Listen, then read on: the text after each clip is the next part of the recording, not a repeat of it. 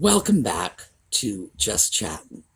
And these are the videos we do on Thursday evenings for entertainment purposes. So this evening I thought we'd do something a little different. We're still sticking with Harry and Nutmeg, but I thought we'd take a different spin on it. Now, in the past, it's all been very sort of research heavy, and this evening, not so much research heavy as much as it's the employment of common sense. So I got started on this topic because I ran across a petition, and it's being circulated by a YouTuber. And the purpose of the petition is to request that Harry voluntarily relinquish his titles. And I started thinking about that, trying to figure out what that would accomplish and also what it would not accomplish, and whether or not, in general, this is a viable plan, or even if it is viable, is it worthwhile? Is this something, the relinquishing of Harry's titles, that would offer any comfort or protection to the British people? And that's what we're going to talk about this evening.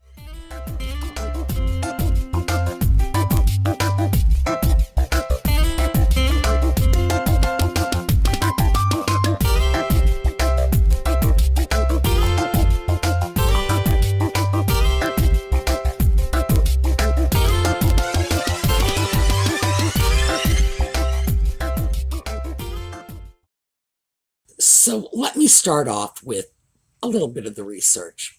I checked out some polls, and these are polls that were taken in the United Kingdom, and they are in effect popularity polls. Now, they do this, they rank the members of the royal family according to their popularity. So invariably, the Queen is at the top of the pack, and her numbers are in the 80s. In general, you don't see numbers higher than 90s, except in special circumstances. For example, if the nation is in a great crisis and the leader behaves in an outstanding way, their approval rating might go above 90. Ordinarily, no. High 80s is about as good as it gets. Conversely, unless someone is caught red-handed robbing a bank, their approval rating rarely drops below 10. There's always going to be somebody out there who likes them, just as there's always going to be somebody who will dislike the Queen, no matter what kind of job she's doing. Sometimes it has nothing to do with the Queen. It's simply a person who disapproves of the monarchy in general. So effectively speaking, the numbers tend to range between about 10 on the bottom end and about 90 on the top end. So Queen's in the 80s, which is to be expected, and Catherine is up there in the high 70s, and Harry is at 12. That puts him dead last. And when I say dead last, I mean he is behind Nutmeg and Prince Andrew. Yeah, I know, and you were thinking, well, he didn't rob a bank. He has definitely fallen from grace. And there was a time, probably about 5 or 6 years ago, when he was second in popularity only to the Queen. Now he's at 12. Nutmeg and Andrew are at 13, and it's like they are so far below the rest. It's embarrassing. So one would think that this fact alone should be more than enough to encourage Harry to give it up, surrender his titles, go off into the woods, become a trapper, get a pair of bongos and become a musician, or what is it? They're raising chickens out on their Montecito mansion. It's bizarre. You would think he would go for that private life he said he wanted when they first left the UK. But no, he hasn't. So, do I think a petition is going to encourage what his obvious lack of popularity has not done already? No, no.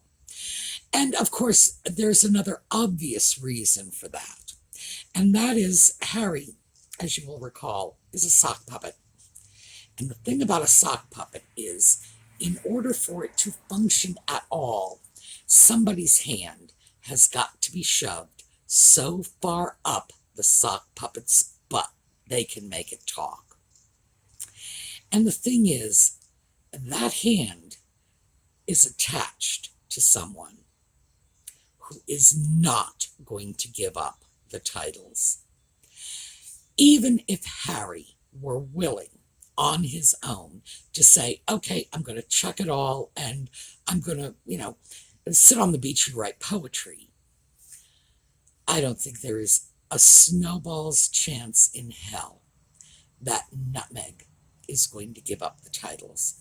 After all, that's what she was marrying. She was not marrying Harry. And I get that.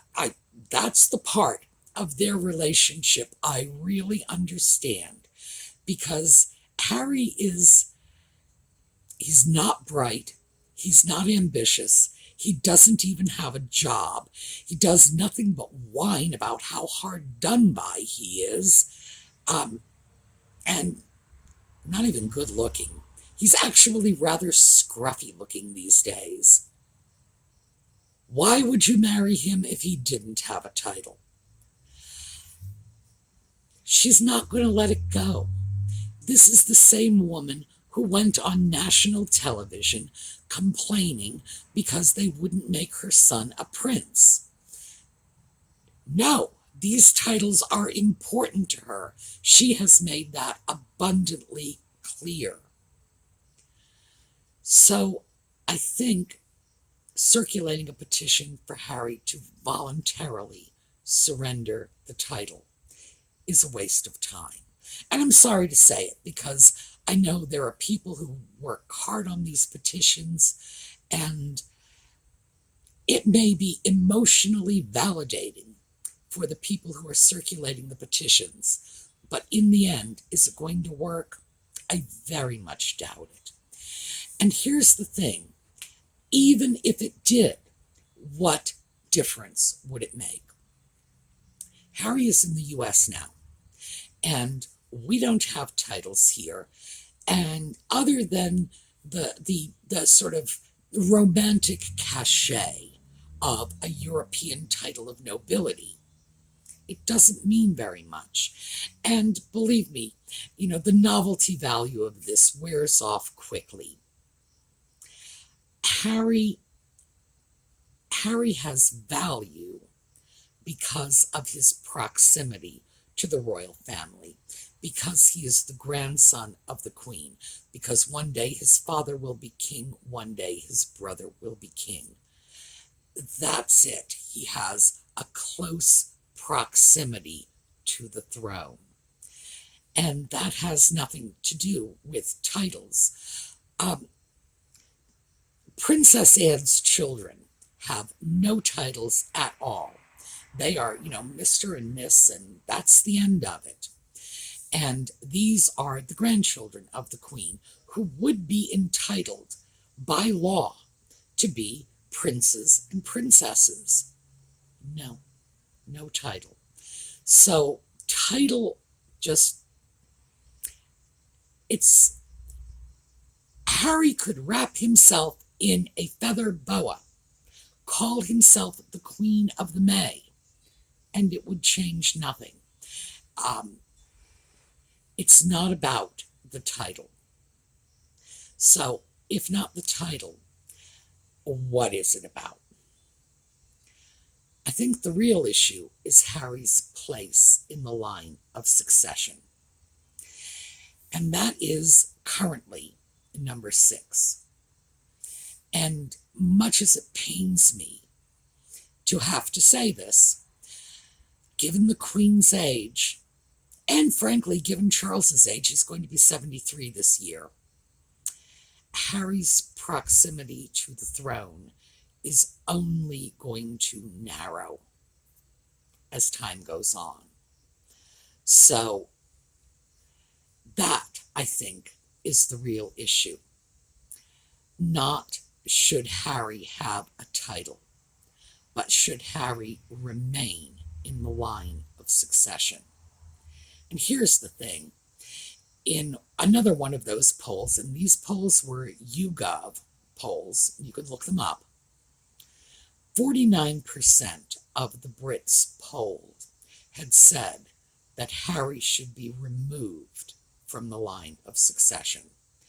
I think only 28% said he should remain in, and the rest were undecided.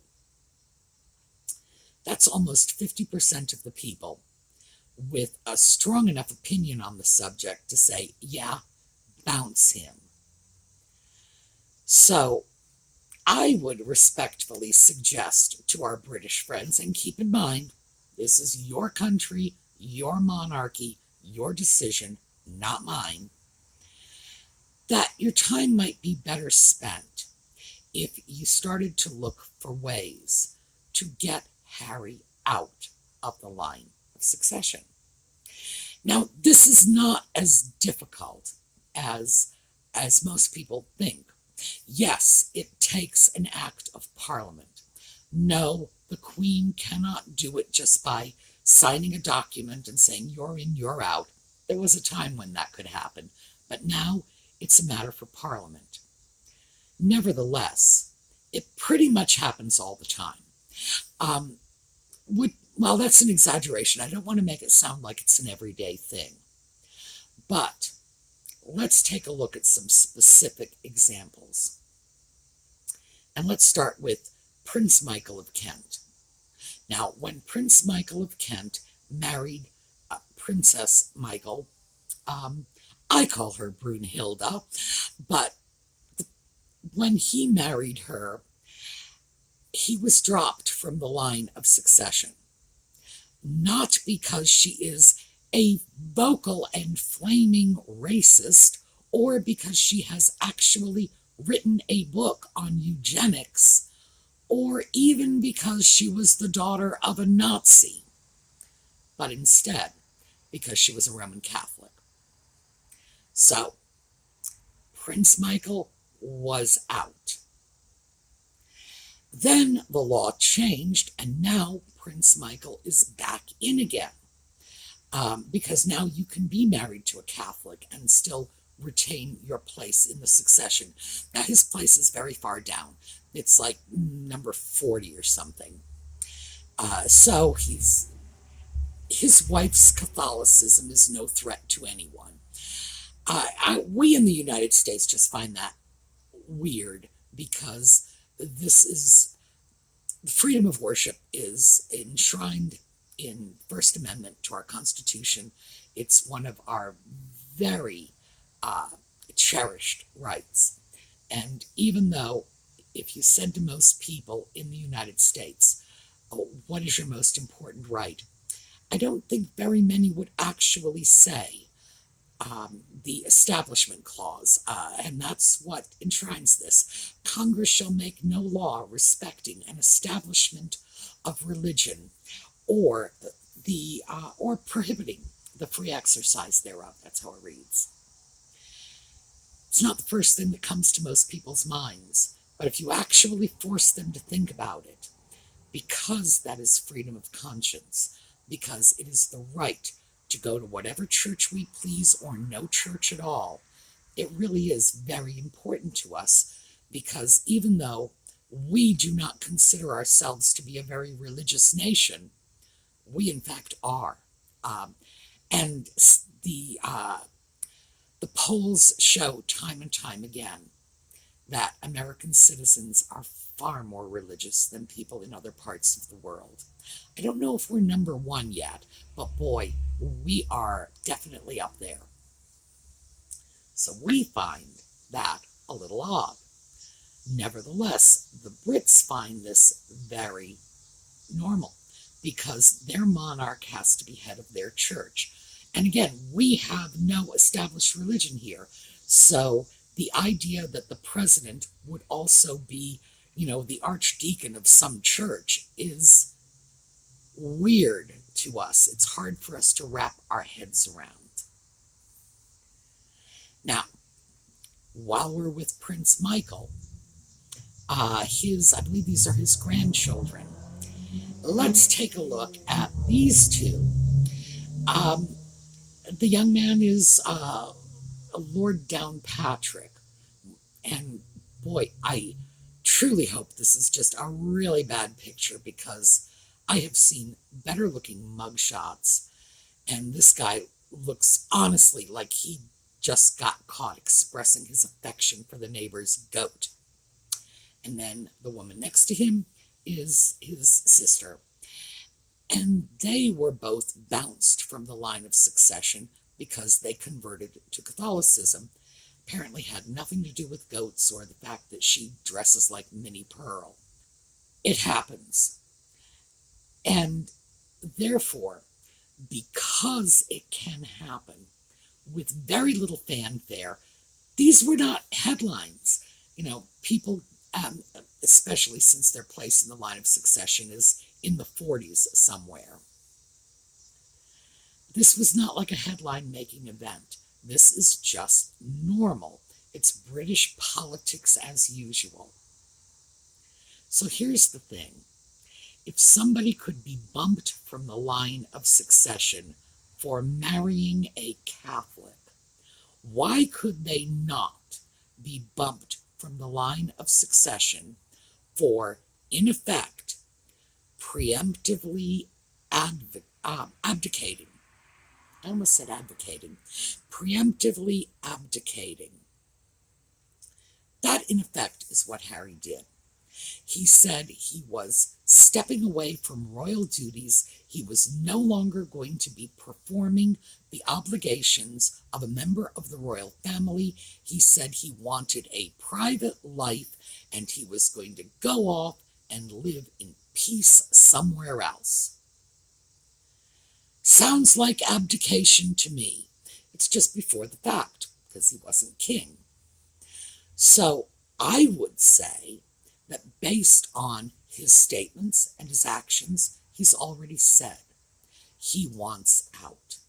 He's acted on it, too. He's gone to a foreign country, the United States. He said he said he was leaving Great Britain because he felt his family was not safe there. So then he goes to California. And by the way, there's a list of the 50 most dangerous cities in the United States. And there are 5 cities in California on that list. Like 10% of the list is California.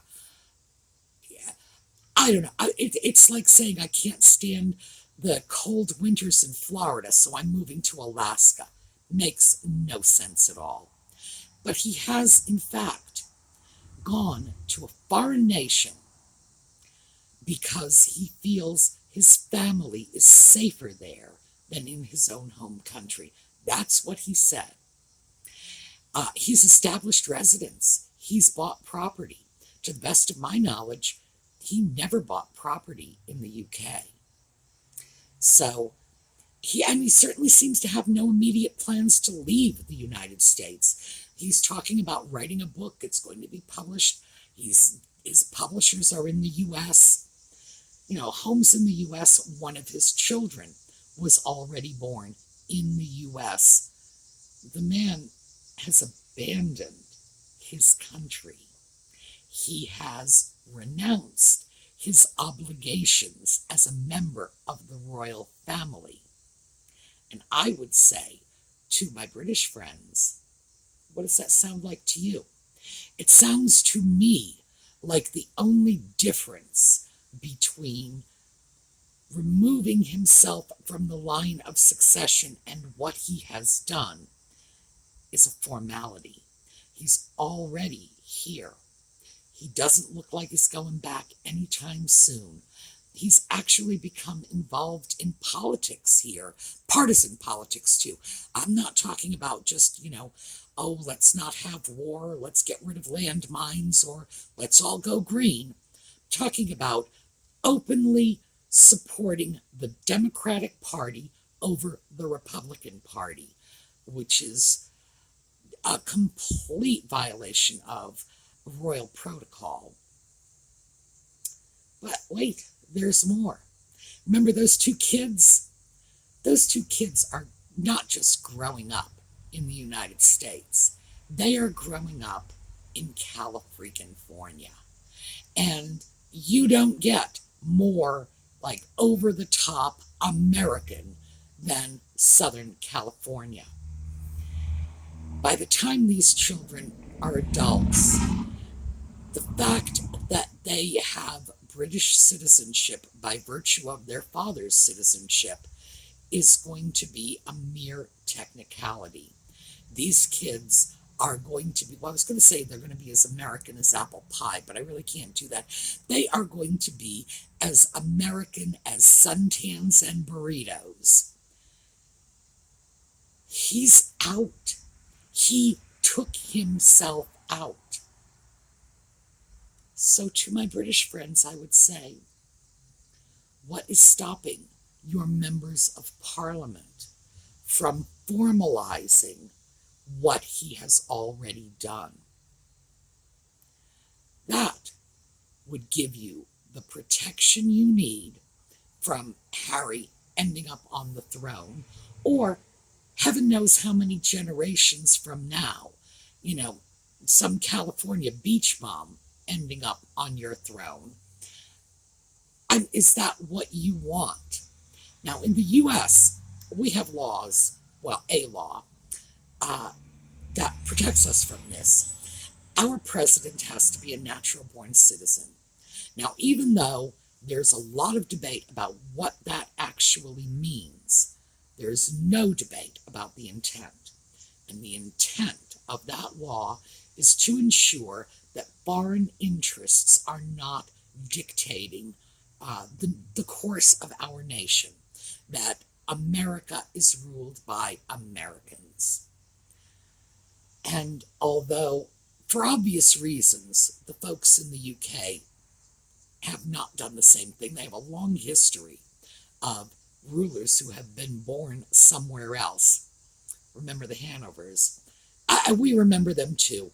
We have some shared history with Mad King George. It still wasn't a very good idea, if you'll recall.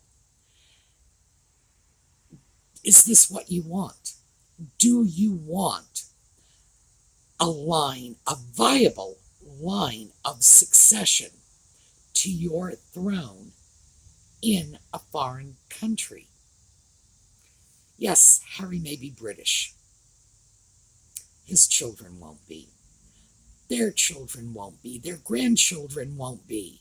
They will be Americans. This is who they will be.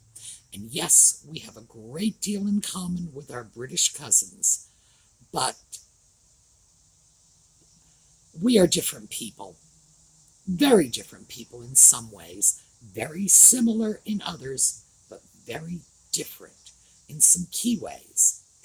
So, I would suggest to my British friends that instead of wasting your time asking that Harry voluntarily surrender his titles, which is not likely to happen, you pick up the phone, you call your MP, and you say you need to pull him from the line of succession.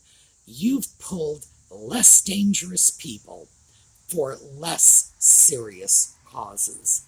It needs to be done. And they'll probably listen. The fact is, any politician is beholden to their constituency.